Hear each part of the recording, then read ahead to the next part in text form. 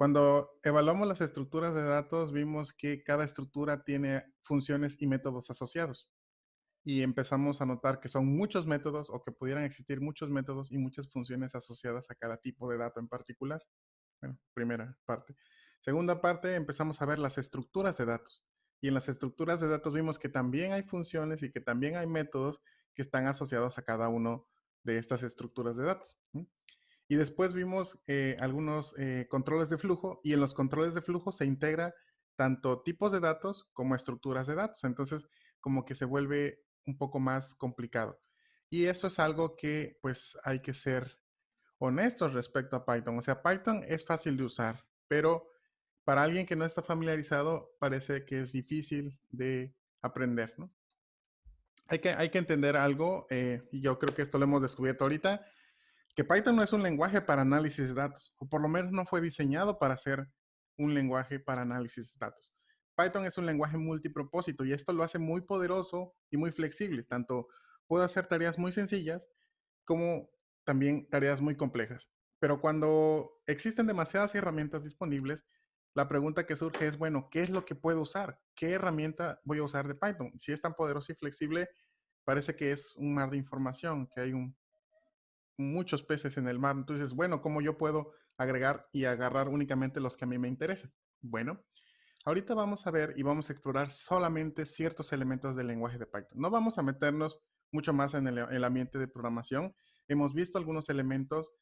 Podemos compartir recursos con ustedes, podemos compartir los libros que quedamos en el Discord y podemos avanzar cada uno a su ritmo, ¿no? En cuanto a la sintaxis de Python. Hasta ahorita tenemos un panorama general y una idea de las cosas que se pueden utilizar. Siempre hay que hacer una función específica para un tipo de dato específico, un método específico para un tipo de dato específico.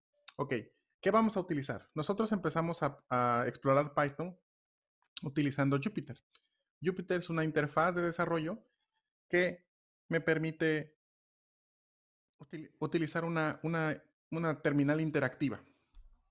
Jupyter utiliza el IPython, que es el IPython es la versión interactiva, pero digamos sin la interfaz, ¿no? IPython es la versión interactiva, pero sin la interfaz. Y Jupyter ya es como una página web que se comunica con Python, que se comunica con el intérprete y podemos interactuar y podemos comentar, podemos enriquecer nuestro notebook, ¿no? La idea de Jupyter es de que permita la reproducibilidad de los análisis. Tú compartes un Jupyter y si la persona tiene una tabla en particular o la misma tabla que tú hiciste, puede replicar los análisis, ¿no? Esto también ayuda a la reproducibilidad de los análisis. Bueno, ¿qué prosigue, no? Nosotros empezamos la sintaxis con Jupyter. ¿Qué más podemos hacer? Hay otros paquetes, o si lo quieren ver ahorita como programas, que nos permiten manejar diferentes elementos de Python. ¿Cuál es el que nos interesa? Bueno, nos interesa analizar tablas o utilizar un paquete que nos permita trabajar con tablas, un paquete que nos permita hacer algunas cuestiones matemáticas, ya sea básicas o muy avanzadas, y un paquete que nos permita graficar, ¿no? Entonces, digamos que eso es lo que nosotros queremos por el momento. Hay varios paquetes, hay un universo de paquetes incluso, pero los más desarrollados y los que cuentan con una gran comunidad son paquetes muy bien conocidos, ¿no? Dentro de ellos está NumPy, Pandas, SciPy y Matplotlib, ¿no? Y otros que ya son todavía más especializados, pues scikit-learn o StatModels. Más o menos con el nombre se van dando un poco la idea. Por ejemplo, StatModels pues son modelos estadísticos o estadística para Python.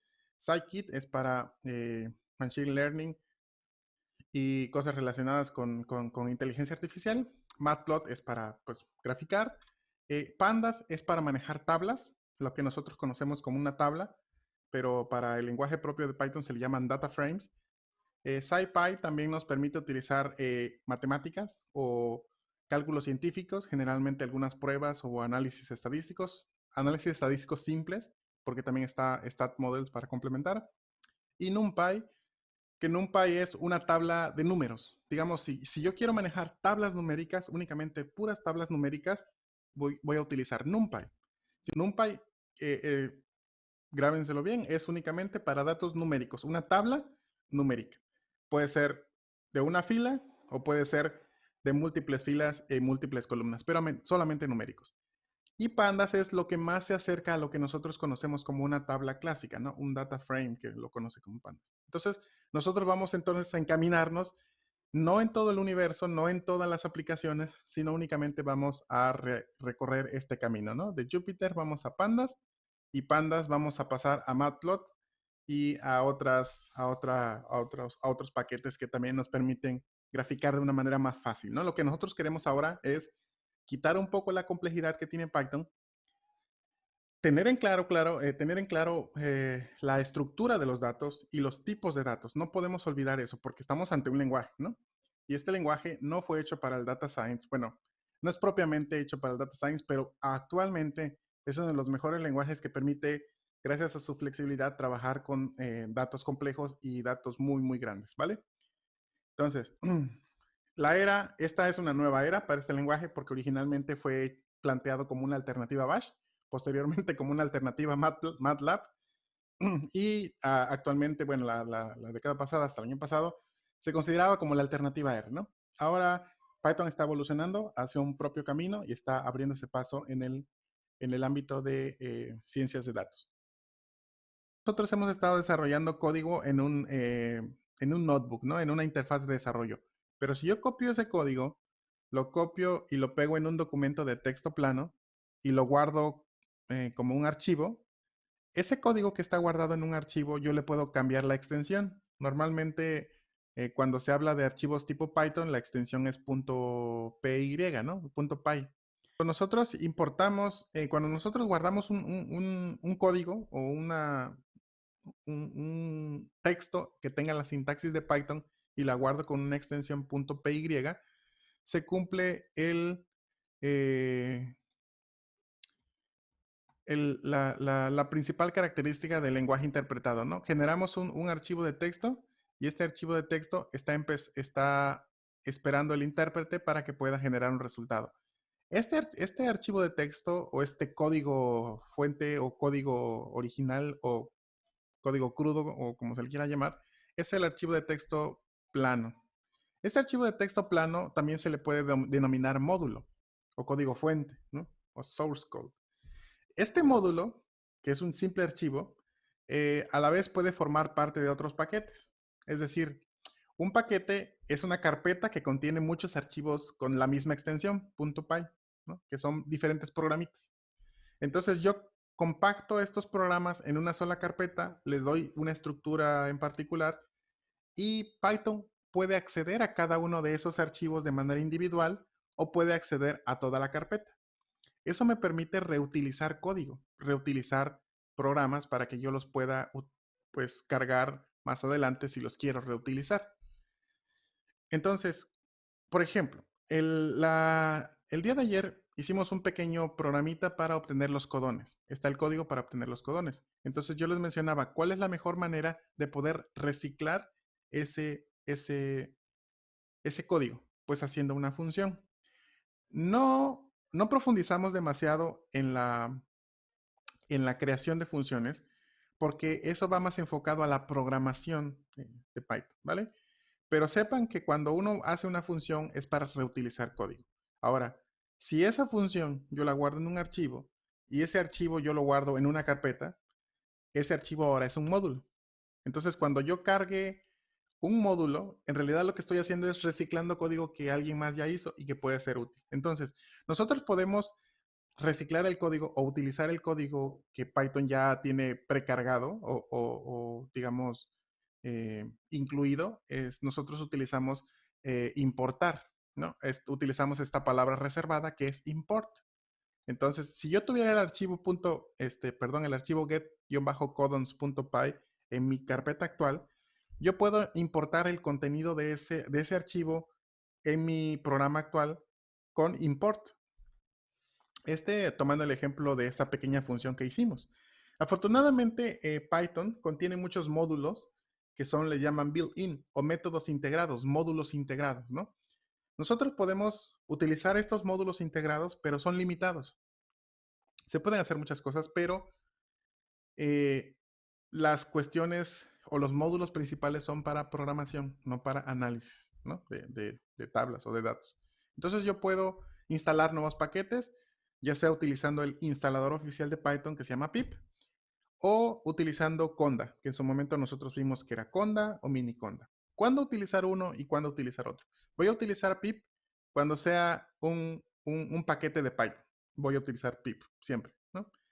Y voy a utilizar Conda cuando no sea un paquete de Python, porque Conda me permite instalar programas con un formato de Python, con una sintaxis de Python, pero muchas veces el programa principal no tiene nada que ver con Python. Esa es la bondad que tiene Conda y es la flexibilidad que ofrece también el lenguaje. Instalar otros programas que no están relacionados con Python, ¿no? Ok, vamos a hacer un ejemplo pequeño, ¿no? Aquí esta sesión yo espero que sea más dinámica y ustedes puedan teclear un poco más, ¿vale? Vamos a importar este pequeño módulo que se llama Calendar. Ustedes ya sabrán más o menos de qué se trata el módulo. Los nombres tratan a veces de ser lo más claro posible, no siempre, pero en este caso sí lo es. Vamos a importar Calendar. Control Enter y yo voy a ejecutar este módulo, ¿vale? Importar este módulo. Entonces ahora, todas las demás funciones, todas las pequeñas partes que tiene este módulo ya están cargadas. Yo voy a imprimir el módulo y el módulo tiene muchos programas asociados a ese módulo. En este caso tiene muchos métodos asociados a ese módulo, ¿vale? Entonces, Calendar no solamente va a tener un módulo llamado month, puede que tenga un módulo llamado día de la semana, puede que tenga un módulo llamado día del año. Eh, Hay que explorar la documentación de cada módulo para ver qué tanto tiene integrado dentro de ese módulo, ¿vale? Solamente para mostrarles que aquí yo importé el módulo y después puedo utilizar el módulo y cualquier método asociado a él. En este caso, este módulo me imprime únicamente el mes de julio, ¿no? Del año 2020, ¿no? Entonces, si yo quiero explorar y cambiarle aquí, vamos a poner el día en el que nacieron todas las flores, que pues es el mes de mi nacimiento. Entonces, yo nací un lunes, efectivamente, en 1986. Y así yo puedo cambiar las opciones de este módulo. Cada módulo tiene su documentación, cada módulo tiene sus opciones, cada módulo tiene sus propias funciones. Pero la idea principal de un módulo es así. Yo puedo importar un módulo. Lo puedo importar de tres maneras. Puedo importar el módulo directamente, es decir, import módulo. Puedo importar el módulo utilizando un alias. Uh, Puedo importar el módulo directamente. Puedo importar el módulo utilizando un alias. Puedo importar un paquete de un módulo en particular. O puedo un paquete o un subpaquete de un módulo en particular con un alias. ¿Cómo funciona esto? Yo puedo entonces importar Calendar así. La primera es import Calendar, ¿va? Y esa sería la forma más cruda de importar todo lo que tiene Calendar. Todo el contenido de Calendar yo lo voy a importar. Pero también lo puedo decir así. De este módulo no me importes, no importes todo el contenido. Yo solamente quiero algo que se llama month. Entonces, cuando yo importo de esta manera con Calendar, yo tengo que mencionar cada vez que yo vaya a utilizar un submódulo, tengo que mencionar el nombre del módulo a que pertenece. En este caso, Calendar. Calendar month. Si yo lo importo de esta manera, utilizando el módulo completo, ¿vale? Si yo lo importo utilizando únicamente el módulo que a mí me interesa de este paquete, es decir, yo no quiero todos los demás módulos que tiene Calendar, no me importa día de la semana, día del año, yo solamente quiero aquel que me da el mes. Entonces, yo lo importo. Del paquete Calendar, yo voy a importar este módulo que se llama month, ¿vale? Esa sería la segunda parte, la segunda manera. Y la tercera manera es utilizando un alias. Es decir, yo puedo importar el calendar y le voy a dar un valor de un alias, ¿no? En este caso voy a importar calendar y lo voy a importar como C. Le voy a poner C. Entonces, cuando yo utilice un módulo que pertenece a este paquete, le voy a poner el prefijo de la letra C, porque así fue el alias que yo usé. ¿Esto para qué me ayuda? Esto me ayuda a evitar sobreescribir funciones, ¿vale? Porque si yo tengo una función en este paquete que dice enumerar y tengo otra función en este paquete que dice enumerar también y las dos se llaman igual, pero una enumera una lista y la otra enumera una tabla, se van a sobreescribir y voy a utilizar el último valor asignado. Entonces, eso no es una buena práctica. Entonces, para evitar confusión, utilizo un alias, un enumerar de este paquete y le voy a poner paquete 1 punto enumerar y este paquete 2 punto enumerar, ¿no? O un alias más pequeño. Entonces, los alias nos permiten o nos ayudan a evitar sobreescribir pues las funciones, ¿no? Si ustedes se dan cuenta, en otros lenguajes de programación, cuando yo importo una librería o cargo una librería, muchas veces me aparece la advertencia, esta librería sobrescribe la función de esta librería, o sea, la reemplaza, por lo menos en esa sesión. Entonces, Python utiliza los alias y evita ese conflicto entre librerías que pudieran tener el mismo nombre, ¿vale? Ok, vamos a utilizar una de las mejores librerías que tiene Python, de las más populares y de las que nos va a permitir trabajar con datos específicos, ¿no? En este caso, tablas. Pandas. ¿Por qué se llama pandas? No tengo ni la menor idea, no he leído la parte de la historia de pandas, pero se me hace muy curioso cómo nombran sus paquetes los desarrolladores, pero bueno, es su gusto, su estilo. Muy bien, ¿qué es lo que maneja pandas? Pandas maneja dos estructuras de datos principalmente. La primera maneja series y la segunda maneja data frames. ¿Qué es una serie? Una serie es una fila. Perdón, una serie es una columna o puede ser una fila, dependiendo. Como es una sola dimensión, es solamente elementos de una sola dimensión. Puede ser una fila, puede ser una columna, pero normalmente es de columna, ¿no? Una serie es una columna, es una, si se le quiere ver, es como un arreglo de una dimensión o una lista de una dimensión. Lista es un poco aventurado decir, pero es un elemento que solamente tiene una dimensión, ¿vale? Y un data frame es un elemento que tiene múltiples dimensiones. Entonces, un data frame es más parecido a lo que nosotros conocemos como una tabla. Tiene columnas, tiene filas y tiene índices, ¿no?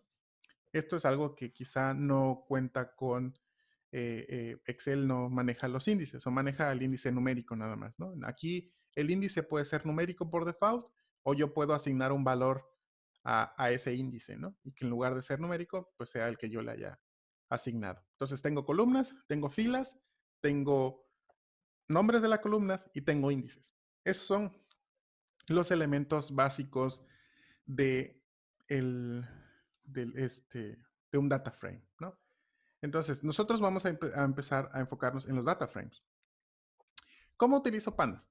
Yo puedo utilizar las dos maneras para importar pandas, que sería así tal cual, import pandas, y ya quedó. Y con eso yo puedo trabajar.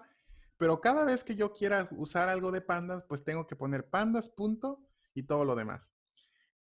El alias más común para pandas es pd. Entonces, la forma más común de importar pandas es con un alias, ¿no? Para diferenciar alguna otra de los métodos o de las funciones que tenga este paquete. Entonces, yo voy a importar pandas como pd y eso es utilizando ese alias. Entonces, cada que yo utilice una función, voy a poner pd punto y la función que tenga pandas, ¿no? Ahí piensen en ello como, por ejemplo, su instructor se llama Otoniel Maya Lucas, pero para llamarlo no tienen que decir todo el nombre cada vez, basta con que digan Otto. Ya con eso nosotros hacemos importo Otoniel Maya Lucas, pero con que yo llame a Otto, ya sé que estoy llamando a todo el elemento Otoniel Maya Lucas. ¿Ah? O es por ATG, ¿no? Por ejemplo, ¿no? Es comando. Ok, por ejemplo, de usar los alias, ¿vale? Entonces, yo puedo cargar un archivo directamente. Ahora, Pandas, ¿qué es lo que puede leer? Panda puede leer tablas, Panda puede leer Excel, Panda puede leer bases de datos de SQL, Pandas puede leer un archivo separado por tabulador o un archivo separado por coma. ¿Cuál es la función de Pandas que me va a ayudar, por ejemplo, a leer Excel? Se va a llamar .read Excel, ¿no? Esta es la función que me va a dar como la posibilidad de leer Excel. ¿Cómo puedo yo obtener ayuda de una función o cómo puedo yo obtener ayuda de un objeto en Python? Lo vimos en la primera clase. Una de las funciones que nos ayudan a conseguir ayuda, es help, ¿no? Entonces, cuando yo esté utilizando pandas, yo tengo que poner la función como el argumento de la función help para poder ver qué es lo que hace esa función, ¿no? Entonces, ¿qué es lo que hace esta función? Lo que hace es lee archivos de Excel o tablas de Excel en un documento, en un data frame de pandas, ¿no? Ahora, para leer de Excel, yo puedo leer por hojas, lo puedo leer la cabecera, puedo leer sin cabecera, puedo leer con índice, puedo leer sin índice, puedo leer pues ya sea la primera hoja, la segunda hoja, la tercera hoja o las 3 hojas conjunto. Hay muchas opciones, ¿no? Puedo saltar las primeras filas porque contienen únicamente anotaciones que yo hice y la verdadera tabla empieza a partir de la quinta fila. Hay muchos parámetros que se pueden utilizar leyendo Excel. Posteriormente, ¿cómo puedo yo leer entonces una tabla? ¿No? Imagínense, ¿cuál será la función para leer una tabla, ¿no? De pandas, ¿no? Con pandas. Entonces sería pd.read-table y esa es la que yo voy a utilizar, ¿no? Voy a checar la ayuda con help y me va a decir, esta es una función que me ayuda a leer tablas en pandas. Y tú dices, bueno, ok.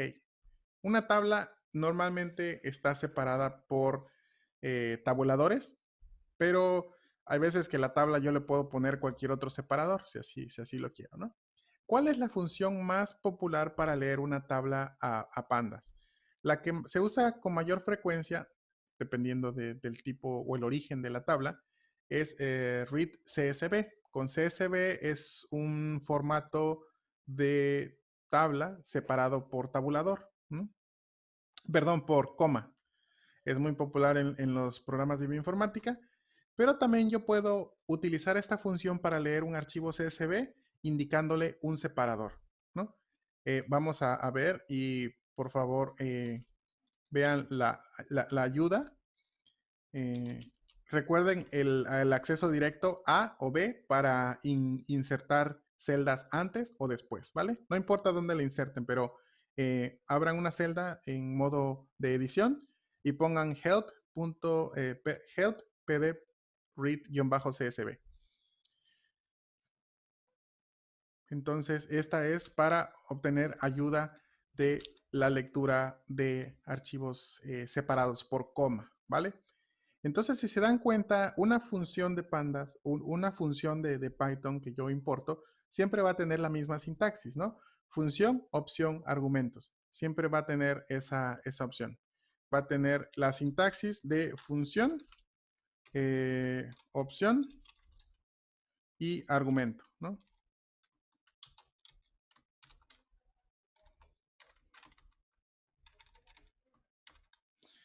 Generalmente es cómo funciona, cómo tiene la sintaxis en la mayoría de los programas, también en los comandos son comando, opción, argumento, y en las funciones pues es función, opción y argumento.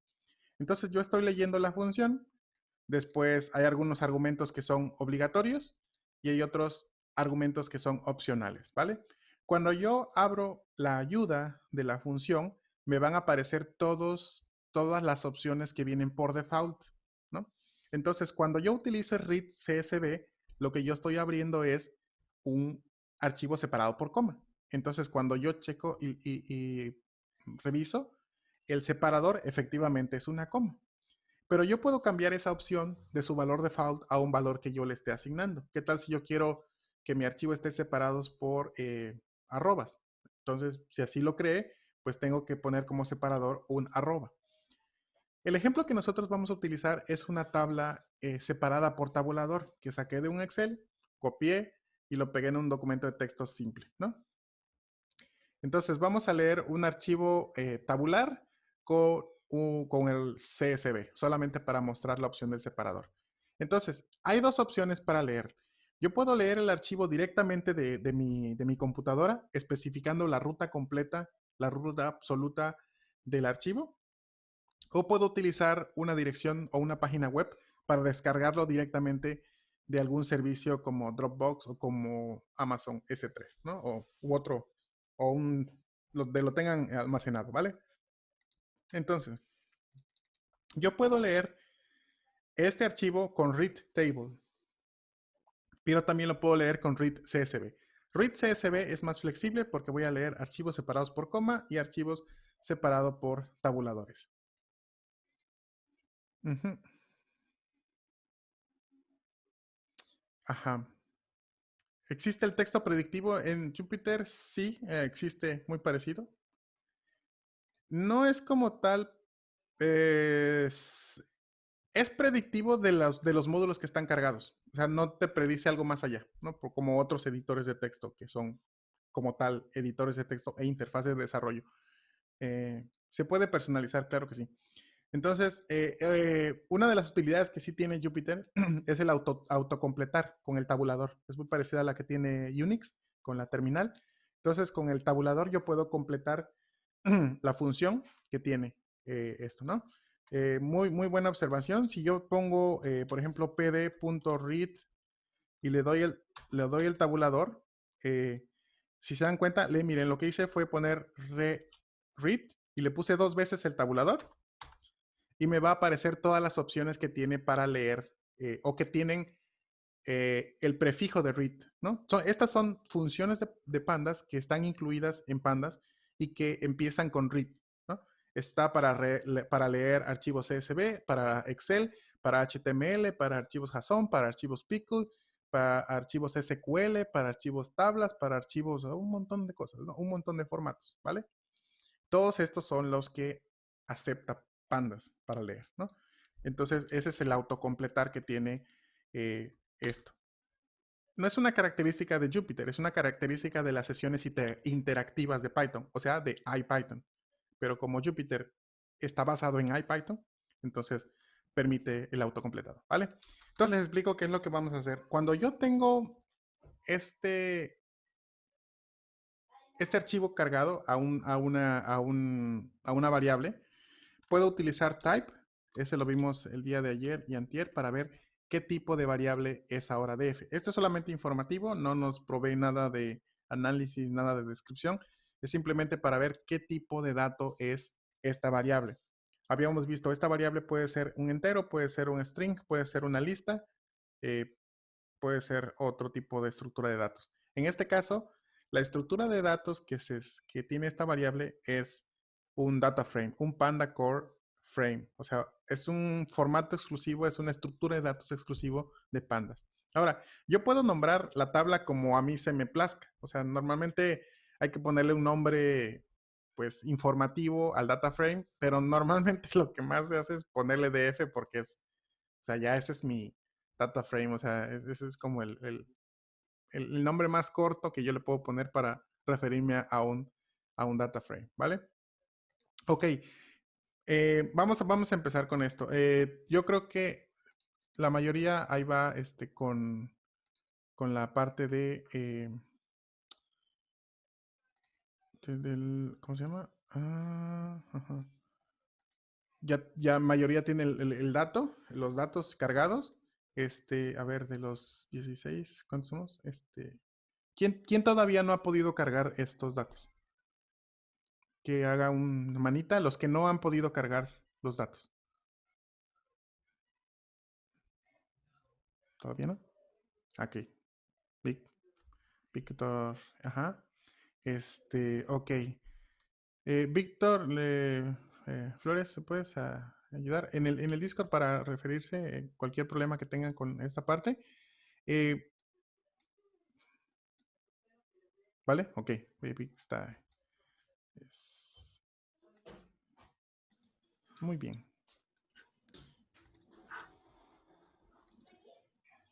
Ajá. Ok. ¿Cómo podemos empezar a describir una tabla?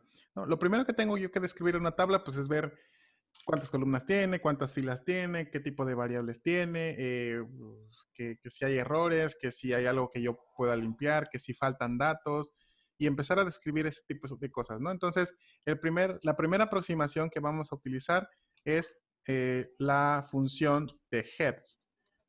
Esta es muy parecida en muchos lenguajes, pero la sintaxis es diferente, porque aquí es un método, no es una función. Y este método ahora va a estar asociado a la variable. Todas las funciones, todos los métodos que se van a aplicar son a la variable, ¿no? ¿Se acuerdan que mencionaba la sesión pasada?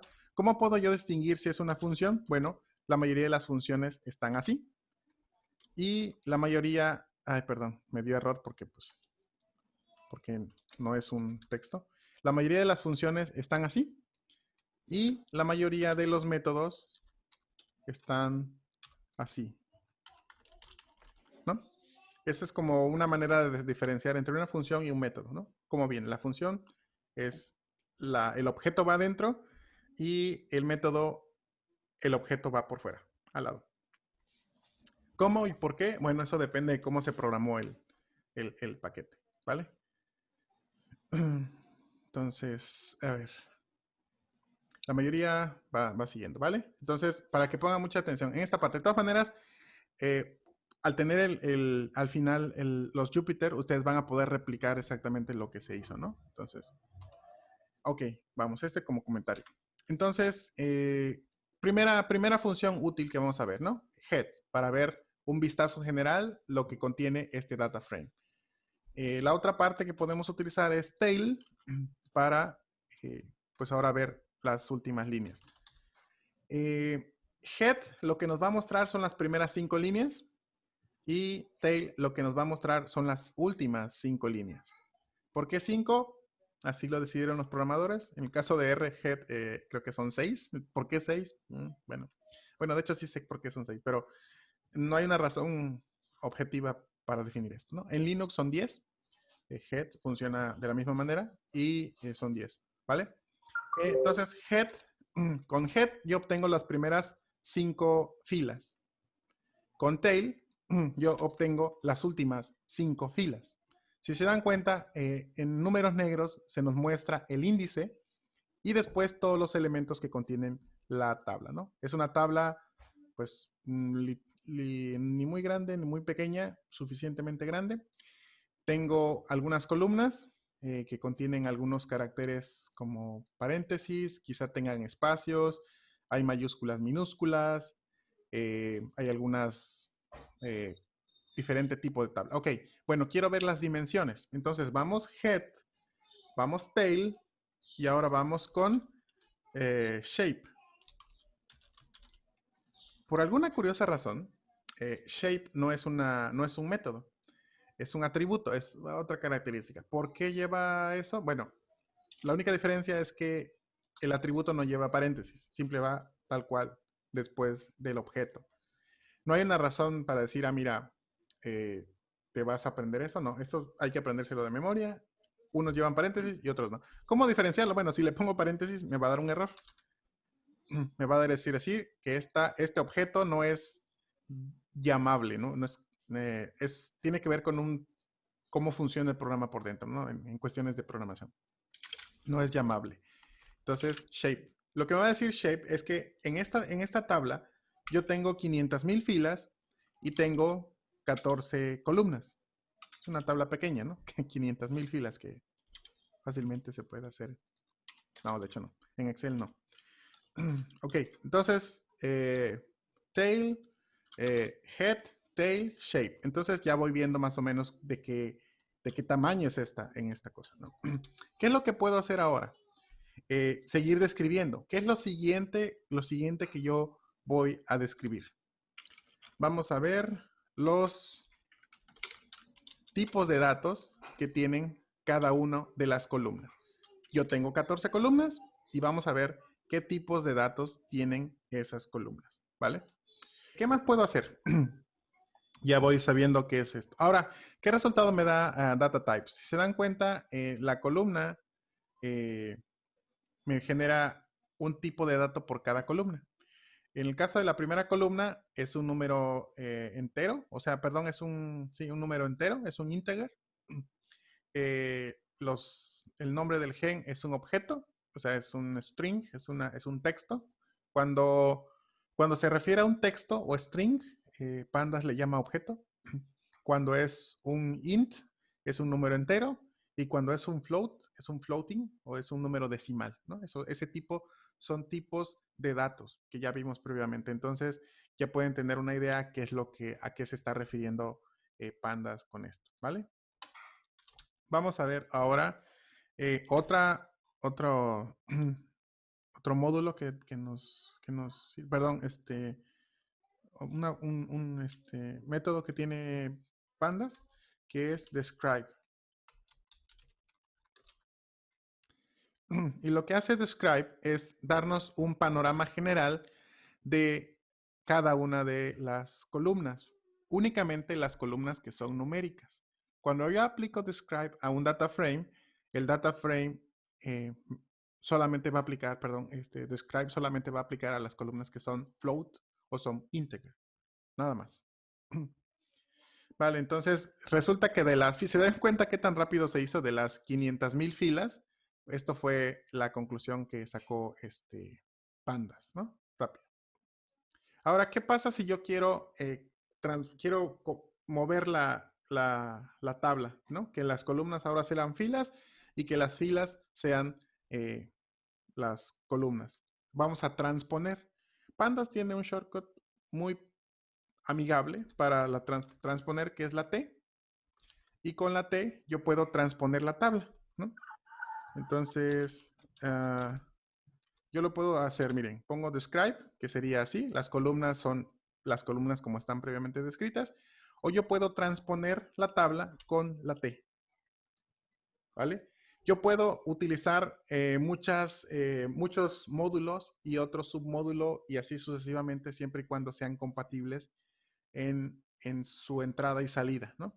En este caso yo estoy utilizando describe y describe, la salida de describe es un data frame también y el transponer funciona con ese data frame, ¿no? Entonces puedo yo poner así las acumuladas, ¿no? Las funciones de Pandas, ¿vale? Todos hasta aquí pudieron hacer esto, los que tienen cargados sus datos, ¿vale? Entonces, si se dan cuenta, estoy manejando una tabla de 500,000 filas y enter. Y ya, muy rápido, ¿vale? Dice, hay una pregunta. Una vez transponiendo, ¿cómo se guarda? Ah, no se guarda. En este caso no se ha guardado, ¿no? Si yo quiero guardar este resultado, o sea, si yo lo quiero guardar a una variable, en primer lugar, está guardado en mi notebook. O sea, la tabla se guarda en el notebook. Bueno, solamente los resultados se guardan en el notebook y yo tengo esta tablita como está, ya está fija en mi notebook, ¿no? Pero si yo la quiero guardar, yo se la puedo asignar a una nueva variable, ¿no?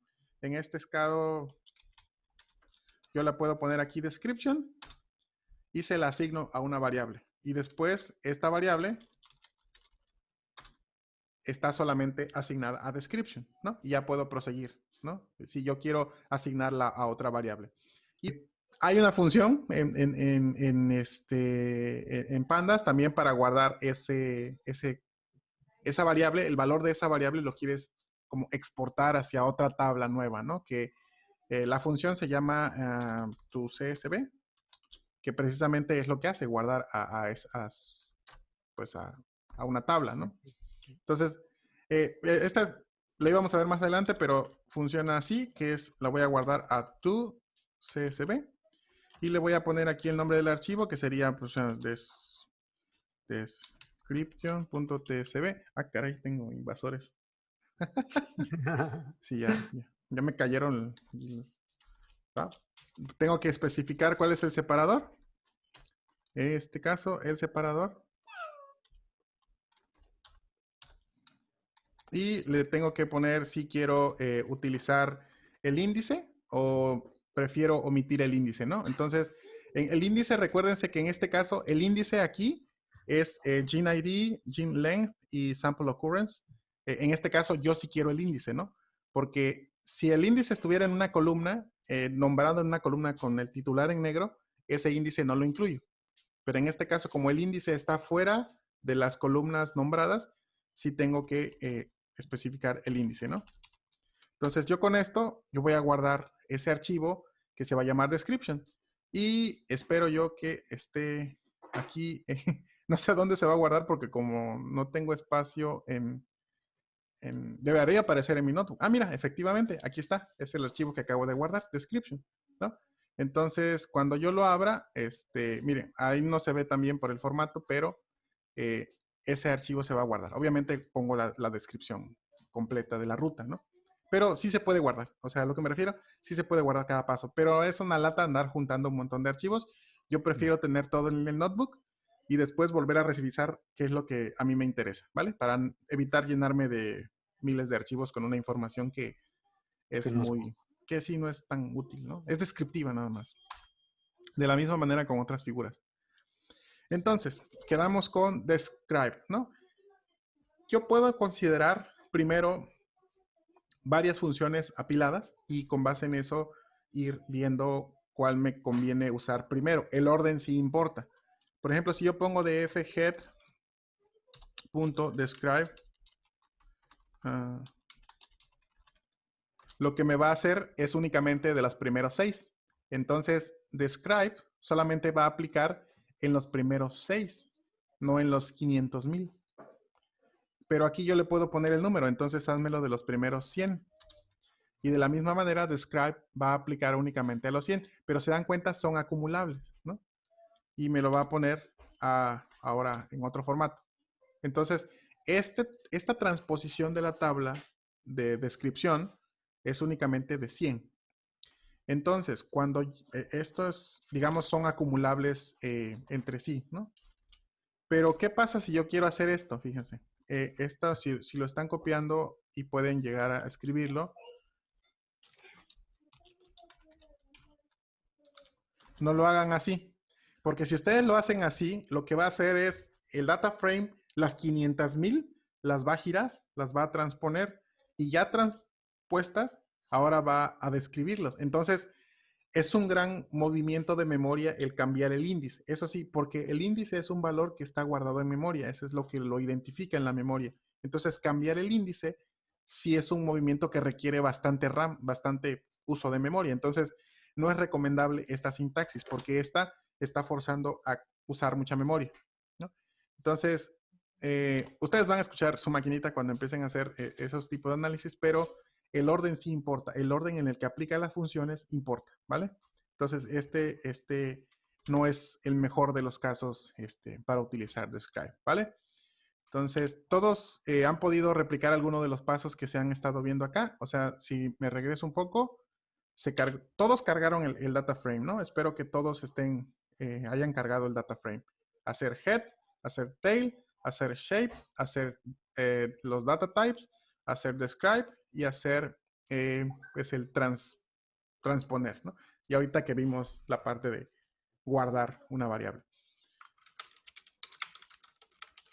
Incluso yo puedo, o sea, si ya quisiera hacer el cambio completo de la tabla y darle otra forma, pues ahí sí tendría que aplicar un nuevo data frame, ¿no? Que sería data frame, no sé, vamos a buscar el nombre de una variable informativa, data frame 2, ¿no? Ahí está. No le voy a dar enter porque se me va a llevar mucha memoria y quizá no lo pueda realizar el notebook. Pero con este simple cambio, lo que estoy haciendo es invirtiendo mi data frame, es decir, mi tabla, las columnas ahora pasan a ser filas y las filas ahora pasan a ser columnas y ahora están asignadas a una nueva variable. Y ahora sí, este nuevo data frame, si quiero lo puedo guardar o si no lo puedo seguir manipulando, ¿vale? Y la ventaja que tienen los Jupyters es que puedo regresar algunos pasos anteriores, modificar y volver a correr o corregir las funciones posteriores, ¿vale? Ay, me gusta esto. Sí. Una vez transponiendo, ¿cómo se guarda? Ah, precisamente eso. Ah, justo eso es lo que acaba de preguntárselo hace rato. Muy bien. Entonces, así lo puedo guardar, ¿no? Entonces, después de transponer, pues lo guardo con esta, fíjate. Ahora tengo el data frame 2. Punto to. Uno solo. Y aquí le voy a poner data frame data frame invertido. No sé, como le quieran poner, ¿no? Y aquí lo único que tienen que considerar es en qué separador lo van a querer y si el índice lo van a querer. En este caso, como ustedes hicieron y transformaron su columna, aquí yo no quiero esto. Porque el índice ahora va a seguir siendo numérico, ¿no? Como no he establecido, en ningún momento he definido que el índice cambie, el índice por default es numérico. Entonces, aunque transponga, el índice va a seguir siendo numérico. Y cuando yo exporte mi tabla, pues no me interesa ese índice. A mí me interesan únicamente mis columnas. Entonces, lo único que cambia aquí es que el índice va a ser falso. ¿Vale? Esa sería como la pregunta de la de Selva. ¿Cómo lo exporto y cómo lo guardo? En caso que quiera guardar, yo preferiría seguir manipulándolo como va, ¿no? Entonces, ¿todo bien? ¿Todo bien en casa? ¿Alguna pregunta hasta ahorita? ¿Todos vamos tomados de la mano en esto? Bueno, ¿qué más se puede hacer? ¿Vale? Entonces, vamos a ver, quiero saber cómo se llaman las columnas. ¿Cómo creen que se llame la función para saber las columnas? ¿Algún voluntario? ¿Se puede transponer columnas en específico como para qué? Lo que puedes hacer, y lo vamos a ver más adelante, es seleccionas las columnas y ya seleccionadas las columnas se transponen. ¿Va? Y eso no afecta al data frame, únicamente afecta a las columnas que seleccionaste. La selección de columnas se le llama slicing. Es lo mismo que hicimos con las filas, perdón, lo mismo que hicimos con las listas y lo mismo que hicimos con los strings. El slicing aplica también para los data frames, pero en este caso el slicing es doble. Un slicing por columnas y un slicing por filas. ¿Vale? Efectivamente ahí Julio respondió la pregunta de ¿cómo creen que se llame la esa? Pues se llaman columnas, ¿no? Ahora, la duda siguiente es ¿cómo? ¿Le pongo paréntesis o no le pongo paréntesis? Bueno, le voy a poner paréntesis y resulta que no es un objeto llamable. Entonces, le voy a poner sin paréntesis. Esto tiene que ver con la estructura en la que se programó Pandas, ¿no? Es más fácil, ¿para qué hacerlo más redundante? Haciéndole una función si algo es más sencillo y genera esto, ¿no? Entonces, con columns yo puedo obtener una mosca aquí. Bueno, ok. Con columns yo puedo sacar el nombre de las columnas, ¿vale? Entonces, ahora, si se dan cuenta, la estructura ha cambiado. Hasta ahorita lo que he manejado han sido data frames. Por ejemplo, este resultado que se llama shape, si yo le checo el tipo, el resultado es una tupla. Una tupla, no sé si les mencioné únicamente el día de ayer, que una tupla es como una lista, pero una tupla son valores que no se pueden cambiar, son valores fijos. Como el resultado es fijo, pues no afecta, pero el tipo de dato es una tupla. Cuando yo saco los data types, el tipo de dato que está saliendo, la mayoría están saliendo de pandas, entra pandas, sale pandas, pero algunos métodos tienen una función diferente. Fíjense, por ejemplo, la salida de data types no es un string, no es una lista, no es una tupla, es una serie. Y que les había mencionado que es una serie, son valores en una sola dimensión, ¿no? Una sola dimensión. Entonces, así vamos. Cuando yo utilizo columnas, ¿qué tipo de datos es columnas?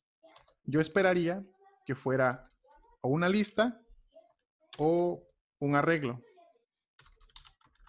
Que una lista es un arreglo. Pero no, es otra estructura de datos de pandas, particularmente de pandas, que se llama index. Entonces, si es un index, yo puedo acceder con él con la sintaxis de los corchetes. ¿Se acuerdan? Yo puedo acceder a un elemento yo puedo acceder a un elemento a través del slicing o a través de los índices. Entonces yo puedo acceder a los elementos de las columnas con el índice, ¿vale? Entonces, ¿cómo así? ¿No? Entonces yo puedo acceder a un elemento utilizando la sintaxis de índice, ¿vale? Que en este caso el índice, ¿cómo se llama? Se llama GenID. Utilizando el tabulador y dándole, lo que hice fue poner la primera letra y darle tabulador, tabulador, y me aparece qué es lo que hay, ¿no? En este caso es GenID. Le doy GenID y me aparecen, pues obviamente no todos los valores, pero me aparecen al principio y al final algunos valores de esa columna que estoy seleccionando, de ese índice. Lo que estoy haciendo aquí es seleccionando un objeto de un data frame utilizando el índice. Estoy seleccionando una columna, pues. Más fácil. Tanto. Sí, porque luego. Ok. Y así. Va. Entonces, esto es para seleccionar una columna. ¿Cómo puedo yo seleccionar dos o más objetos? Recordando un poco el Jupyter de ayer, cuando yo selecciono dos o más objetos, eso ya es una lista, ¿no? Dos o más elementos que yo tengo en una lista. Entonces, ¿cómo voy a acceder yo a dos elementos diferentes de mi tabla utilizando esta sintaxis de índices, ¿vale? Entonces, pues, en lugar de utilizar un solo corchete, ahora voy a utilizar doble corchete. Estoy accediendo con los accesos directos, A para una celda anterior, B para una celda después, posterior, ¿no? Voy a acceder a dos columnas. Le voy a poner, y le voy a separar con una coma. Y el siguiente elemento, ¿qué será? No me acuerdo cómo se llamaban las columnas, entonces lo vuelvo a escribir. Columns. Entonces aquí ya lo vuelvo a escribir nuevamente y ya digo, mira, sí. La siguiente vamos a poner que sea Gene name, no, algo que sea más informativo. Vamos a poner, bueno, sí. Name. Tiene que llamarse igual y de preferencia pues utilizar el autotabulador para no cometer más errores. Gene.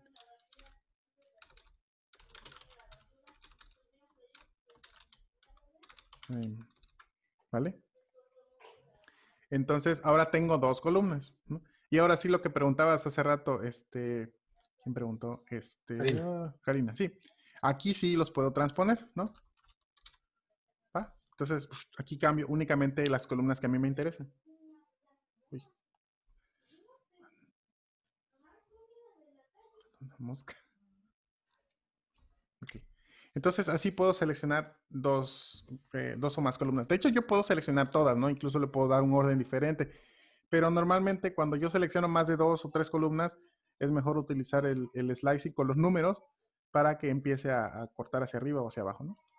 En este caso, cuando yo selecciono los elementos con el índice, se me van a seleccionar todas las filas de ese índice, ¿no? De ese índice de columnas. Esta es un acceso del índice de las columnas, ¿vale? Ahorita seguimos describiendo el índice, ¿vale? Ok. ¿Cómo creen que yo puedo acceder al índice de la fila? ¿Cómo creen que podrían ser?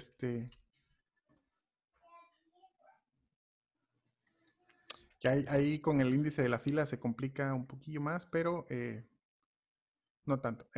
¿Alguien que quiera ver esa? Hola. De los índices de la fila. ¿Cómo podríamos yo acceder a los índices de la fila? Porque en este caso fueron de columnas. ¿Cómo puedo yo acceder a los índices de la columna? Checa el chat. Ay, caray. Es una cosa aquí. Ya. Checa el chat. Bueno, te digo, Sí. Karina responde df.rows. A ver, df index row. Por ahí va. Vamos a ver. df rows, ¿no? Es lo más natural y no. Porque algo que tenemos que volver aquí al original de Python es que las filas están identificadas con un índice, ¿no? Si yo definí el índice cuando yo cargué mi archivo, pues el índice va a ser el que yo le haya designado, ¿no? En este caso, si yo tengo una tabla de anotación de transcritos, yo puedo definir que la primera columna sea el índice y la primera columna yo puedo decidir que sea el ortólogo, el gen o algo, y ese va a ser mi índice, ¿no? Puede que yo lo haya seleccionado en el índice cuando yo cargué el archivo, ¿no? Cuando yo hago read CSV, le puedo definir qué columna quiero yo que sea mi índice. Si yo no le selecciono nada, no va a poner un índice y el índice por default va a ser numérico, del 0 hasta la última columna, ¿no? Recuerden, siempre empieza a contar desde 0. Entonces, ya que tengo el índice, viene por default, pero no lo puedo ver, ¿vale? ¿Cómo puedo yo acceder a ese índice? Dice la primera que era índice.rows. Tampoco, ¿no? Dice rows no existe. Pero index sí. Y ahora, lo que me parece curioso aquí es que el índice me aparece como algo que no es imprimible, ¿no? ¿Por qué? Porque el valor del índice, lo único que me va a decir, mira, efectivamente, tienes un índice que va desde el 0 hasta al 500,000 y va de 1 en 1. Eso es lo que me va a decir el índice. ¿Para qué me va a imprimir los 500,000 números? Lo único que me va a decir es, va en este rango. Si yo tuviera un índice diferente, si yo tuviera nombres o funciones o genes en el índice, entonces sí me va a imprimir esos índices. Me va a decir, mira, tienes estos índices y va de este rango a este rango y así. Entonces, en este caso, yo puedo acceder a los índices con esta sintaxis, ¿va? Con index. Entonces, sí, sin meterme en más cuestiones, ¿no? ¿Cómo van? ¿Cómo van? ¿Sí han podido replicar algo de esto? ¿Alguien va? ¿Sí? Van. ¿Todo bien? Yo creo que ahorita es como ya un poco más útil, ¿no? O sea, dejamos a un lado la sintaxis de Python y vamos directamente a una tabla y ver cómo puedo yo manipular mi tabla, pero es importante conocer los conceptos, ¿no? Para poder después hacer cosas. Ok, ¿qué más puedo yo hacer ahorita explorando un poco mi tabla? Todavía no empezamos con gráficas. Las gráficas son la manera más fácil de poder explorar datos complejos, ¿no? Vamos a ver un poco cómo ordenar. Podemos ordenar basados en el índice y podemos ordenar basados en, podemos ordenar basados en el índice, ya sea columnas o ya sea filas, porque el nombre de las columnas también es un índice, es un índice en un diferente eje, ¿no? Pero a fin de cuentas es un índice. Python marca la diferencia, columnas e índices, pero estrictamente pues también las columnas son un índice, solo que en un diferente eje, ¿no? Ok, entonces, ¿cómo creen se llame la función para ordenar índices? ¿Cómo le pusieron a la función para ordenar índices? Pues muy parecido, ¿no? Pues se llama df sort index, ¿no? Le doy el tabulador y ahí está, sort index. No sé qué es los argumentos, cómo funciona este método de pandas. Pues voy a utilizar help para ver qué es lo que lleva, porque no me acuerdo bien. A ver, ¿qué lleva? ¿Qué lleva esta función? ¿Vale? Entonces, cuando yo leo la documentación de sort index me dice que trae muchos argumentos, trae no tantas opciones, pero sí trae algunas. Trae axis, trae level, trae ascending, in place, kind, sort remaining, NA positions y by.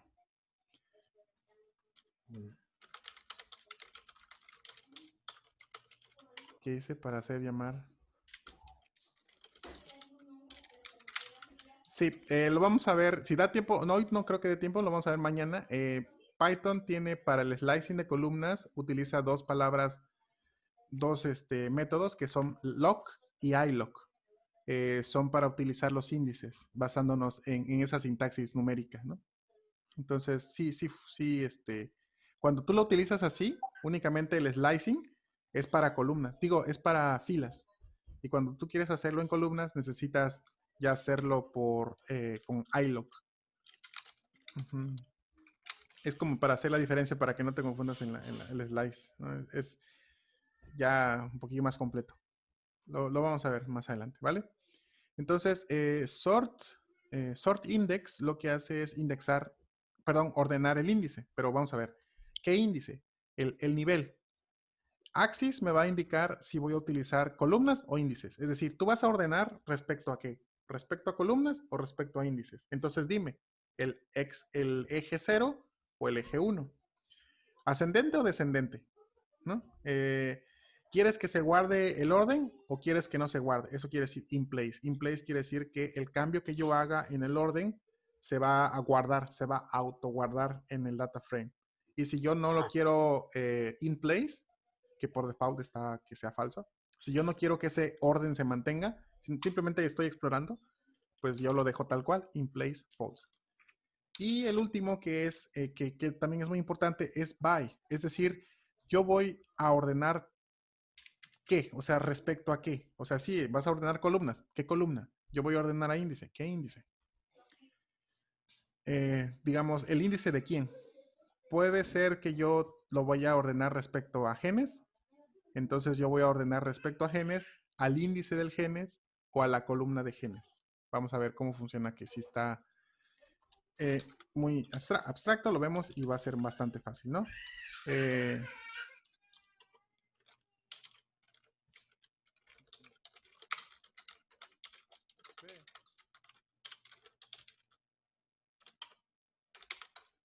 Ok, le pongo sort index y le tengo que establecer sort index. Vamos a ver, vamos a ordenarlos primeramente con axis 0 y le vamos a poner ascending y le vamos a poner true, ¿vale? ¿Qué es lo que luego vamos a ver qué es lo que hizo? Me los está ordenando, dice el axis 0. A ver, está ascending false, ¿no? Es decir, que no va ascendente. Entonces quiere decir que va descendente. Entonces, ¿qué es el índice? ¿Qué es el eje 0? A ver, aquí tengo el número más alto, aquí tengo el más bajo. Entonces, esta sintaxis lo que me está haciendo es ordenando por filas los valores del índice, ¿no? En este caso sería ordenar por filas, que sería el axis 0, ¿vale? Y me lo está ordenando de manera descendente. Si yo lo quiero de manera descendente. Si yo lo quiero de manera ascendente, pues en lugar de false lo tengo que poner true para que ahora sea ascendente, digo ascendente, exactamente. Sobre filas, ¿no? Entonces, como no quiero que me muestre todo, le puedo poner head. O sea, ya se puede hacer un poquito más complejo.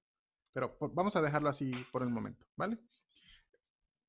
Por favor, me gustaría que escribieran esta instrucción de sort index para entender esto, ¿no? Que tengan el tiempo de escribirlo, ¿no? De sort index. Todos, si ya lograron cargar su data frame, para que puedan ejecutar esta instrucción, ¿vale?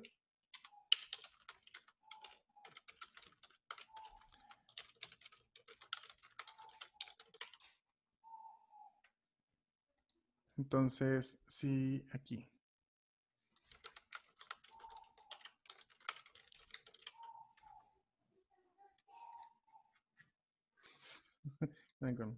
Ok.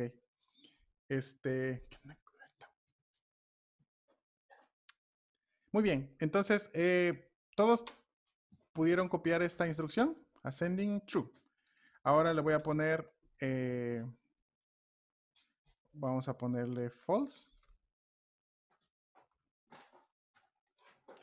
Voy a ponerle aquí el ascending false. Ah, la letra, me cago. Entonces, en el primero estoy ordenando de manera ascendente el eje 0 y este respecto al índice, ¿no? Entonces, el índice me lo está ordenando de manera ascendente del 0 al 4.999, 499.999, las filas. Lo puedo de manera ascendente ahora false, o sea, descendente, ya. Pero estas es las filas. Si yo lo quiero ordenar ahora columnas, entonces, ¿qué es lo que voy a hacer? Voy a ordenar el eje 1, ¿vale? Pero fíjense qué es lo que cambia cuando yo le cambio, cuando yo pongo el eje 1. Cuando yo pongo el eje 1, me lo va a ordenar respecto a la primera que encuentre, ¿no? A EGNOG, y me lo va a poner a eso. Pero esto no es muy útil, no es muy útil. Yo lo quiero ordenar respecto a, a una columna en particular, ¿no? Entonces voy a agarrar una columna que pueda ser ordenada, que pueda ser más clásica. Por ejemplo, esta Jean Length, podría yo utilizar esa para ordenar las columnas con un valor ordenable que sea más evidente, no tanto como el alfabético, ¿vale? Voy a seleccionar entonces by y le voy a poner aquí el nombre de la columna, que en este caso la columna es Jean Length, ¿vale? Que lo escribí mal, Jean Length. Jean Length. Ah, no, estoy confundiendo. Espérenme. No. Este no va aquí. Este es de otro. Este es del sort values. Es muy parecido. Me confundí el sort índice. No, perdón. Índice solamente hace esto. Si yo quisiera seleccionar lo que les digo de una sola columna, tendría que hacer df sort values. Porque ahora sí me interesa ordenar de manera algo que quisiera, una columna, por ejemplo, ¿no? Entonces, aquí sí es Jean Length.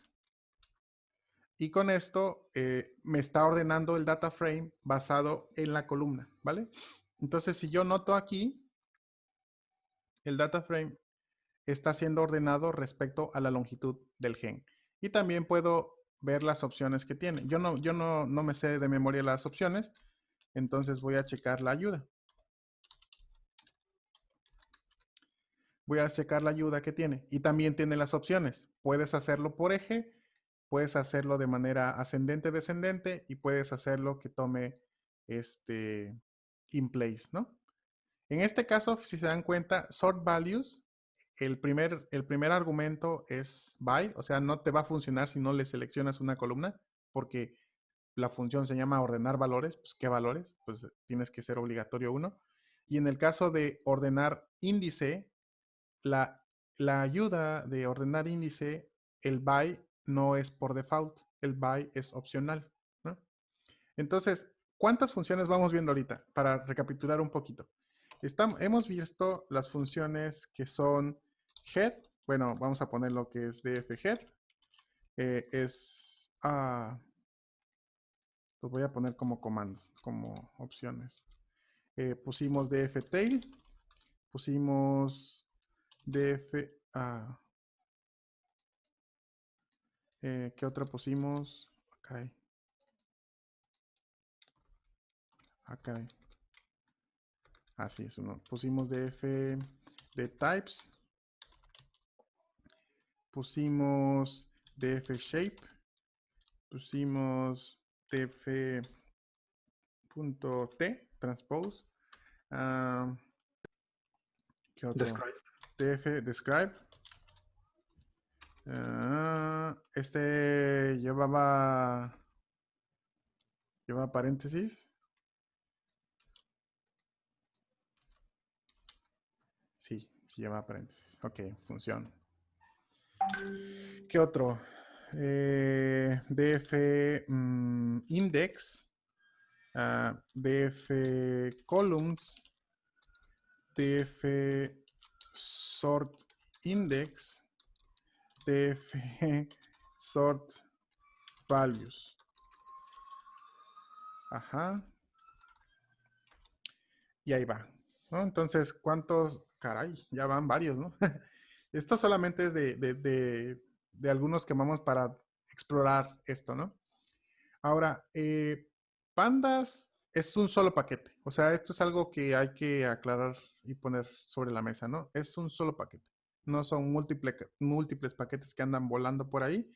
Es un solo paquete que es capaz de hacer esto y manipular un montón de cosas, ¿no? Entonces, es bastante, es un logro bastante titánico el querer implementar todas estas cuestiones en un solo paquete, ¿vale? Tengan en cuenta que puedo yo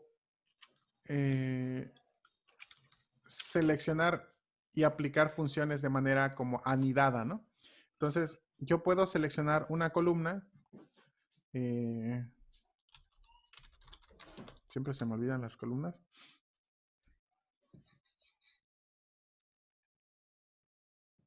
¿Vale? Entonces, yo puedo seleccionar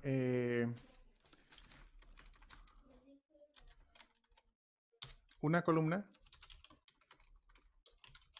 ID y puedo aplicar head, ¿no? Y puedo aplicar transpose, ¿no? Así. Es decir, sin meterme en... O sea, pueden ser, ¿cómo se puede decir? Pueden ser anidadas, no, acumulables. Sí, acumulables, ¿no? Ok, vamos a ver. Una que se vea más evidente, que sea gym name. Ok. Ok, vamos a ver. Uy, me pareció 0, pues 0. Vamos a ver una que sea más...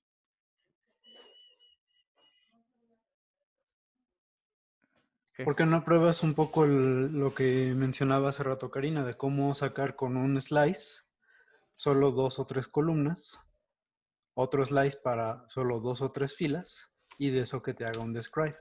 O sea, esto que le está Vale, mencionando sí. Otto es, o sea, perdón, No, no, sí. las funciones que estamos viendo es no son mutuamente excluyentes. Véanlo esto como un trenecito, ¿ok? Si tú tienes una función que hace una cosa y luego otra función que hace otra cosa y luego otra función que hace otra cosa, puedes ir conectándolas una con otra para obtener un resultado final. En este caso, si yo le digo a una sola línea de código, primera parte df, ¿ok? Que es para que tome de datos centrales el data frame. Posteriormente le paso la función o el método que te dé de slice solamente las primeras 2 columnas. Y luego a eso le digo, de esas 2 columnas solamente sácame las primeras 10. Y luego de esas 10, al final le digo describe, lo vamos a interpretar de la siguiente manera. Descríbeme las primeras 10 filas de las primeras 2 columnas del data frame. Y entonces nos va a dar un resultado. Y ahí es donde podemos jugar un montón con todo lo que podamos hacer, porque entonces podemos decir, de estas columnas que me describen, por ejemplo, solamente los genes que están relacionados con una vía metabólica, solamente los genes que están relacionados con, no sé, mayor nivel de expresión. Si tenemos tablitas que tengan que ver con pacientes, por ejemplo, solamente los pacientes que hayan respondido bien al fármaco, solamente los pacientes que hayan respondido de tal o cual manera al fármaco. Y hacer entonces estos sumarios. ¿Por qué? Porque al final entonces vamos a tener, sin tener que abrir las 500,000 filas, vamos a poder darle un vistazo solamente a las cosas que cumplan tal o cual condición. En este caso, pues lo que les mencionaba, ¿no? Y eso va a depender mucho de sus datos para que pues digamos sí, o sea, la siguiente ocasión tener ya a lo mejor, o sea, estos datos son datos que Otto nos hizo favor de proveer, pero pruébenlo también con sus datos para que ustedes puedan explorar el potencial completo de Pandas. No nos queda muy claro con datos que no son nuestros, Sí, pero pruébenlo exacto. en su casa, o sea, denle una Sí. oportunidad. Vamos a estar Yo de hecho haciendo ya ni dije nada acerca del origen de este dato. Este dato es el catálogo de genes de la microbiota. Es una base de datos no redundante de la cantidad de genes que existe en la microbiota hasta el año 2019. Es un catálogo de 19 millones de genes. Es la cantidad de genes que existe en la microbiota intestinal hasta ahora. Y este es el origen, ¿no? el nombre del gen, el ID del gen, la longitud del gen, la cohorte de donde proviene, la anotación funcional, cuál es la frecuencia entre las muestras del consorcio de donde se obtuvo.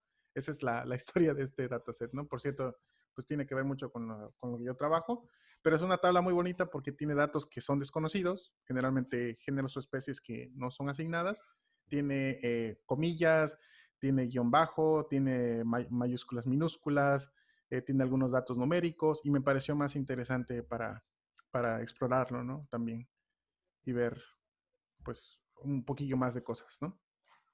Entonces, lo que me mencionabas hace rato de cómo seleccionar elementos, hay dos maneras. Uno hacerlo con lock y otro hacerlo con iLock.